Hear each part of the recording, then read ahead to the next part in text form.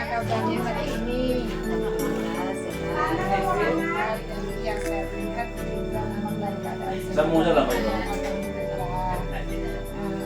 Dengar-dengar Bu Liza akan melaksanakan coaching hari ini. Betul sekali. Oh, dengan siapa rencananya Bu Liza? Dengan Bapak Adnan. Oh, dengan Pak Adnan. Dan kontrak Bu Liza? Sudah 2 hari yang lalu. Oke, ya. Direncanakan hari ini beberapa kecil. Nah, Bu Liza, boleh nih saya mengamati nanti. Ya, Ibu memang saya butuh seorang pengamat seperti itu kayaknya untuk Oke, Ibu. Ya, atas kesediaannya. Nah, Liza, jadi Liza akan melaksanakan coaching.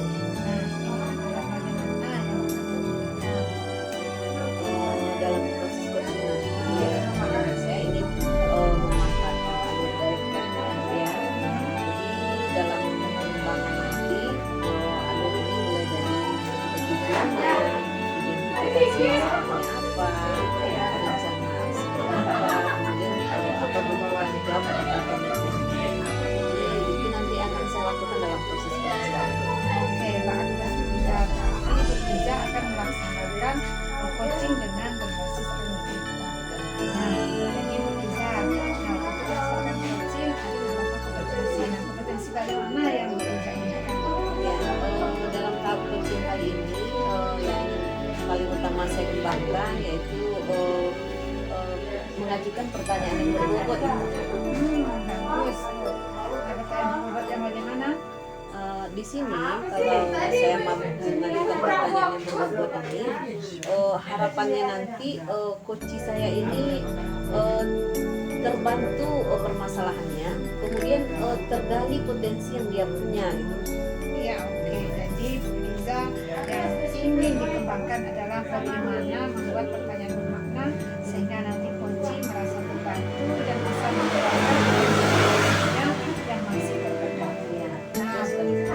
Ya, Bu Liza. Nah, dari persiapan tadi sudah ada persiapan, sudah ada hal yang kita lakukan. Nah, untuk melihat indikator istilahnya bagaimana. Nah, jadi indikator keberhasilan yang ingin saya sampaikan di sini ya, selama nanti proses coaching berlangsung, harapan saya bisa mengembangkan keterampilan saya dan coach saya ini mampu menemukan permasalahan yang dia punya. Ya, bagus Bu Liza. Jadi Bu Liza selain ingin mengembangkan diri, juga ingin mengembangkan coaching. Nah, karena tadi sudah ada persiapan, sudah ada hal yang Bu Liza lakukan sebelumnya. Saya yakin dan percaya coaching yang akan Ibu lakukan nanti Nah, silakan Bu Liza dan Pak Aman untuk meneruskan proses coaching. Assalamualaikum warahmatullahi wabarakatuh, Bu Liza. Gimana kabarnya hari ini?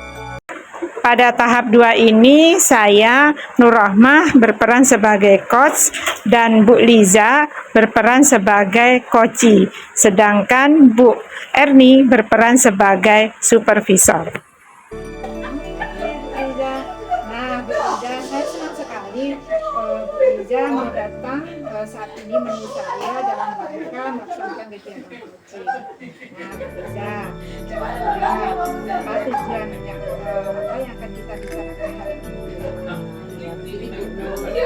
Saya mengalami permasalahan ini di sekolah tentang minat belajar murid keras. Jadi dalam pembicaraan ini nanti saya ingin dapat pemecahan kira-kira bagaimana agar minat belajar murid ini jadi terbangkit ataupun terbentuk dengan kuat. Oke, Bu Liza, menurut Bu Liza, minat belajar siswa Bu Liza saat ini jika dibentang 1 sampai 10, nah pada posisi berapa?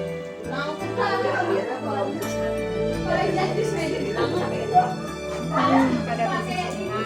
Nah, posisi 6 menurut Bu Liza tadi, menurut Bu Liza, nah bagaimana Bu Liza minat siswa ketika pembelajaran yang Bu Liza? Apa perilaku yang ditampilkan oleh siswa?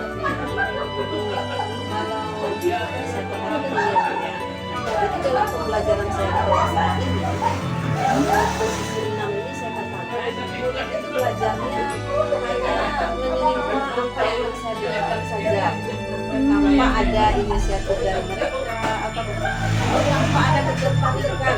Jadi istilahnya mereka bahasa kitanya itu mencawan aja. Oh iya. Nah, menurut Liza, saat ini motivasi atau minat belajar siswa bekerja hanya mencapai saja. Nah, kira-kira Liza, apa penyebab dari hal yang demikian? Ya, mungkin ini saya koreksi juga ya Ibu ya.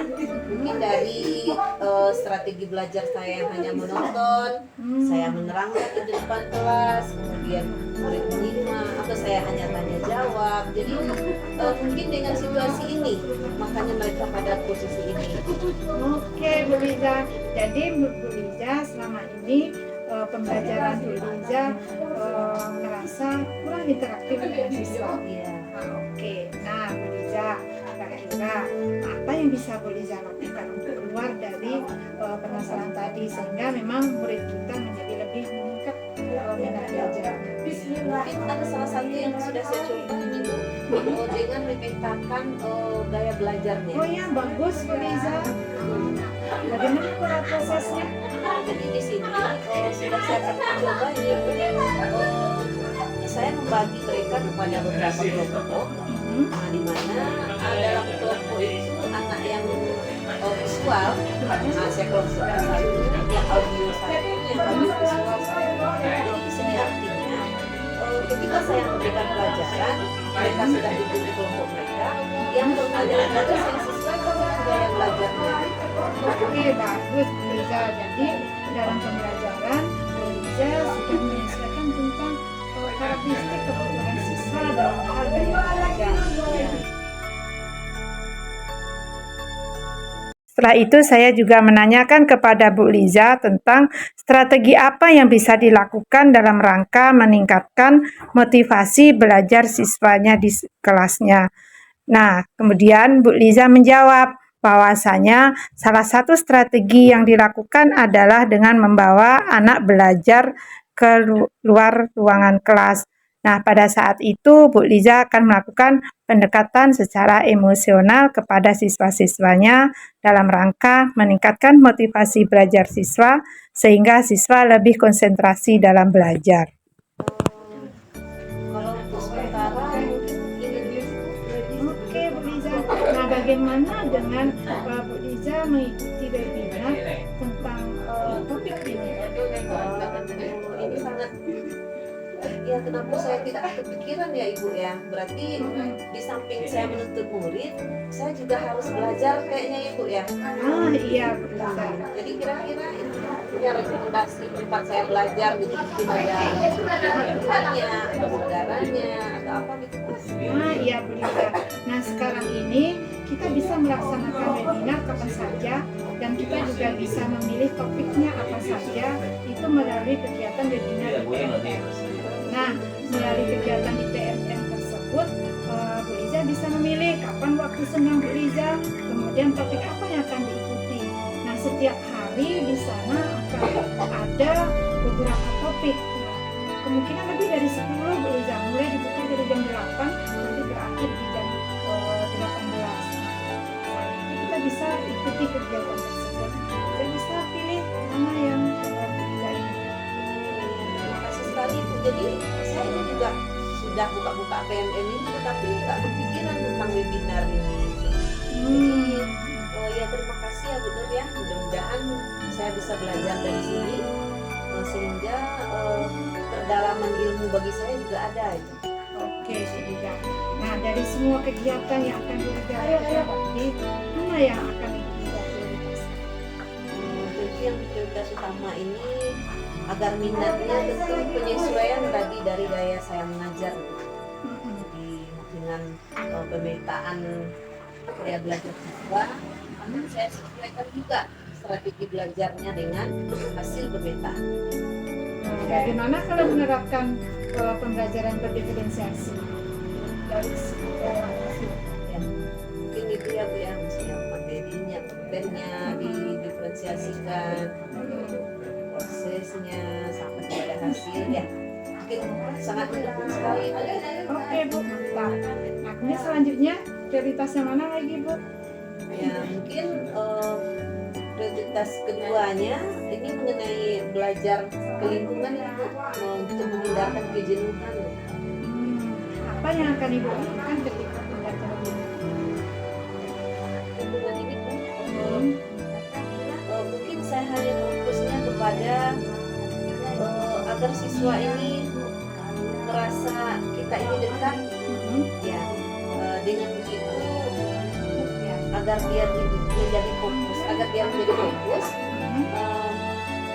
dia lebih dekat dengan kita karena merasa kita ini sama dengan dia, bukan lagi gurunya yang begitu di depan kelas.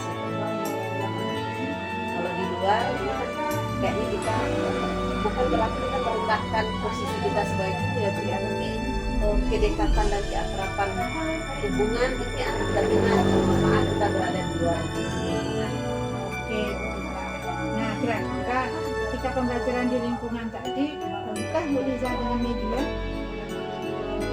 Mungkin dengan media alam sendiri, apa yang mungkin bertemu nanti, misalnya ini tentang perkembangbiakan, kita perlu tumbuhannya, kita bawa saja melihat alam, media langsung saja.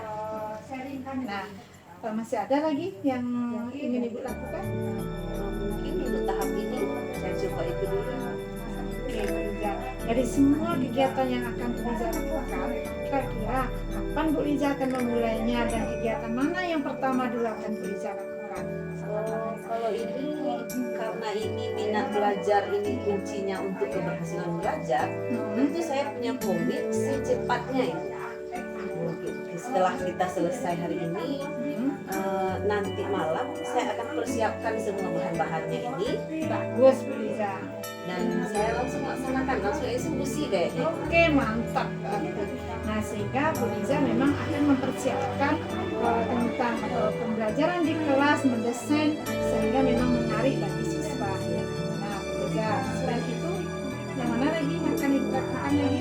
Ya, mungkin ini komit saya, tentu saya juga butuh dukungan ini dari kepala sekolah misalnya, karena beliau lah yang menjadi ujung tombak dari sebuah sekolah ini. Mana tahu yang telah saya laksanakan ini bisa juga beliau sampaikan atau sebarkan kepada guru yang lain sehingga keberhasilan kita bersama dapat. Oke, mantap Bu Liza.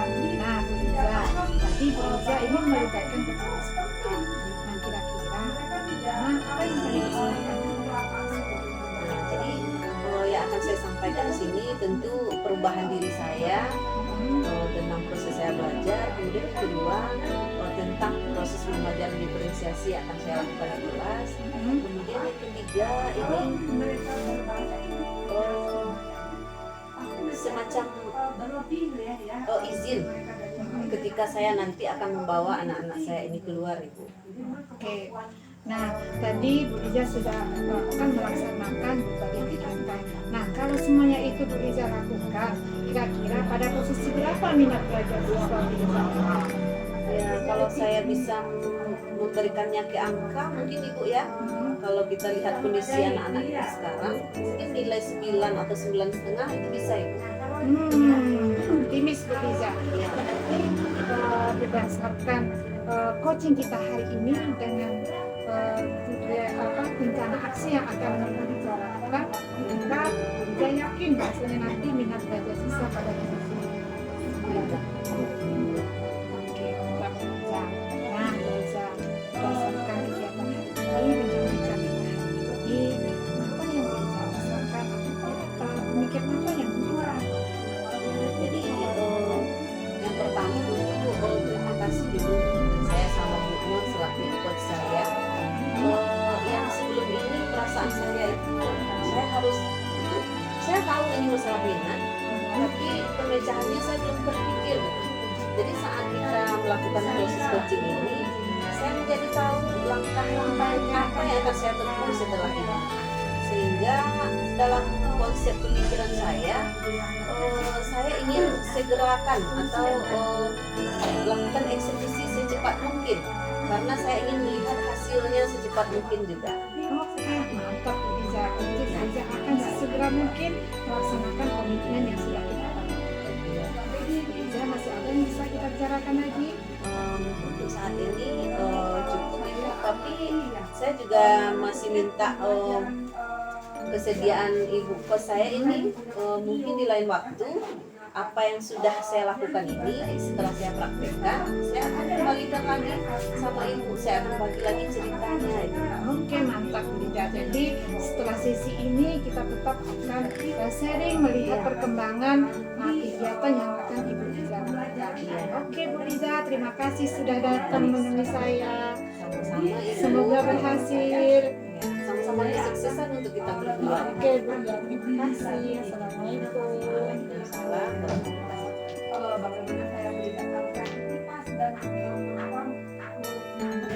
Baik Bu Liza, selamat sudah melaksanakan coaching dengan baik.